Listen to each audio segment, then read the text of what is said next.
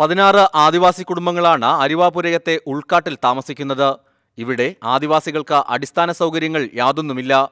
9 വർഷങ്ങൾക്ക് മുമ്പ് ഈ കുടുംബങ്ങൾക്ക് സർക്കാർ കുരിയോട്ടുമലയിൽ സ്ഥലം അനുവദിച്ചിരുന്നു.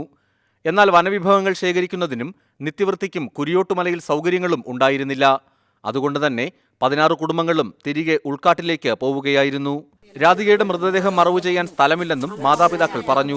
സർക്കാരിന്റെ അവഗണന കൊണ്ടാണ് ഇത്തരമൊരവസ്ഥ തങ്ങൾക്ക് വന്നതെന്നും ആദിവാസികൾ ചൂണ്ടിക്കാട്ടുന്നു.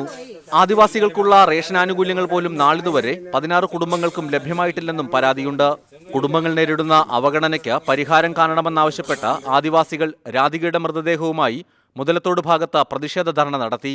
പത്തനംതിട്ട ജില്ലാ കളക്ടറോ ബന്ധപ്പെട്ട റവന്യൂ ഉദ്യോഗസ്ഥരോ നേരിട്ടെത്തി പ്രശ്നങ്ങൾക്ക് പരിഹാരം ഉറപ്പാക്കണമെന്നാവശ്യപ്പെട്ടായിരുന്നു ആദിവാസികളുടെ ധർണ. മരിച്ച 10 വയസ്സുകാരി രാധികയെ ഇതുവരെ സ്കൂളിൽ ചേർക്കാൻ പോലും കഴിഞ്ഞിട്ടില്ലെന്നും മാതാപിതാക്കൾ പറയുന്നു. തക്ക സമയത്ത് നല്ല ചികിത്സ കിട്ടിയിരുന്നെങ്കിൽ രാധികയ്ക്ക് മരണം സംഭവിക്കുകയില്ലായിരുന്നുവെന്നും ആദിവാസികൾ കൂട്ടിച്ചേർത്തു. രാധികയുടെ മരണം കണ്ടിട്ടെങ്കിലും അധികാരികൾ ഉണർന്ന് പ്രവർത്തിച്ചില്ലെങ്കിൽ ദുരിതക്കയത്തിലായ 16 കുടുംബങ്ങളിൽ ഇനിയും പട്ടിണി മരണങ്ങളും ചികിത്സ കിട്ടാതെയുള്ള മരണങ്ങളും അരങ്ങേറുമെന്ന ആശങ്കയും ആദിവാസികൾ പങ്കുവയ്ക്കുന്നു. റിപ്പോർട്ടർ, കൊല്ലം.